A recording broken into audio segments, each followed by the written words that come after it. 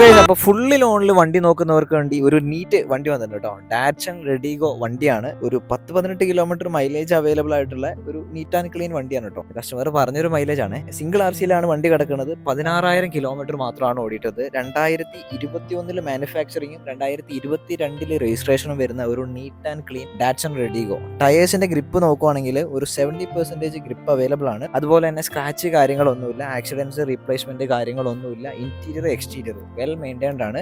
Single RC വണ്ടി. Customer ask ചെയ്യണ price 3,10,000 രൂപ. 2,70,000 രൂപ IDV അവൈലബിൾ ആണ്. നല്ല ട്രാക്ക്